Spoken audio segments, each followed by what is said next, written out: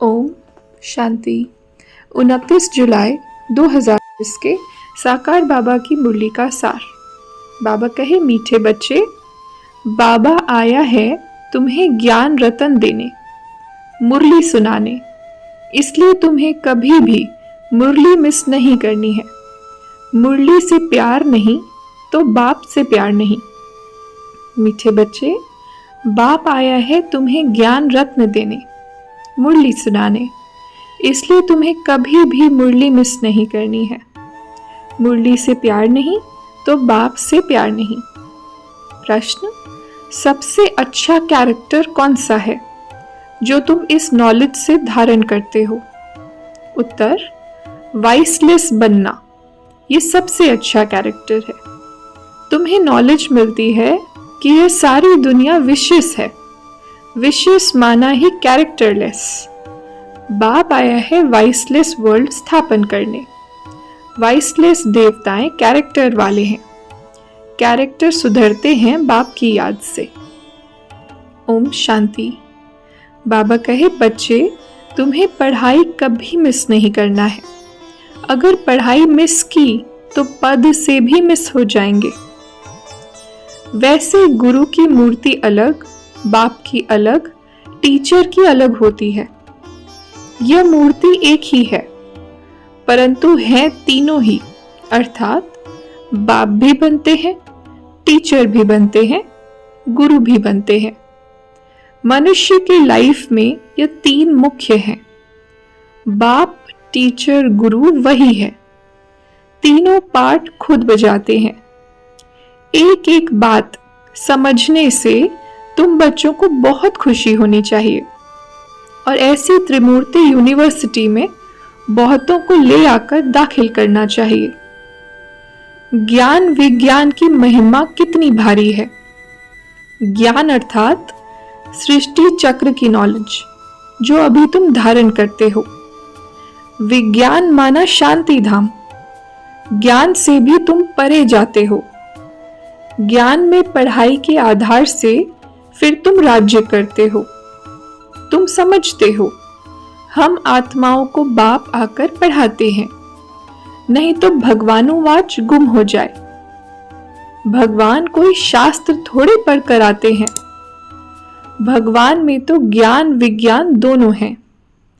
जो जैसा होता है वैसा बनाते हैं। ज्ञान से विज्ञान बहुत सूक्ष्म है। ज्ञान से भी परे जाना है। ज्ञान स्थूल है, हम पढ़ाते हैं, आवाज होता है ना। विज्ञान सूक्ष्म है, इसमें आवाज से परे शांति में जाना होता है, जिस शांति के लिए ही हम भटकते थे। बाप कहते हैं, अपना धंधा आदि भी भल करो, परंतु क्लास जरूर पढ़ो। गृहस्थ व्यवहार में भल रहो। अभी यह है बहुत जन्मों के अंत का जन्म। कितनी सहज समझानी है। किताब आदि तो कुछ भी हाथ में नहीं है, सिर्फ एक बैज हो, उसमें भी सिर्फ त्रिमूर्ति का चित्र हो, जिस पर समझाना है कि बाप कैसे ब्रह्मा द्वारा पढ़ाई पढ़ाकर विष्णु समान बनाते हैं। अक्षर ही दो हैं, मन मना भव। मुझे याद करो और वर्षे को याद करो। इसमें सारा चक्र आ जाता है। भल कोई दुकानदार हो व क्या भी हो, पढ़ाई के लिए बहाना देना अच्छा नहीं लगता है। नहीं आते हैं तो उनसे पूछना है, तुम कितना बाप को याद करते हो? स्वदर्शन चक्र फिराते हो? खाओ पियो, घूमो फिरो, उसकी कोई मना नहीं है। इसके लिए भी टाइम निकालो। औरों का भी कल्याण करना है। तुम आत्मा हो ना, आत्मा जरूर पवित्र होनी चाहिए। अभी तो तुम्हारी आत्मा इम्प्योर हो गई है। आत्मा और शरीर दोनों मैले हैं। उनको साफ करने के लिए तुम बाप को याद करो तो गारंटी है तुम्हारी सोल एकदम 100% पवित्र सोना बन जाएगी। फिर जेवर भी अच्छा बनेगा। बाप कहते हैं वाइसलेस बनना है। वाइसलेस दुनिया थी ना, अभी विशेष है, अर्थात कैरेक्टरलेस है। कैरेक्टर बहुत खराब हो गए हैं। वाइसलेस बनने के बिना सुधरेंगे नहीं।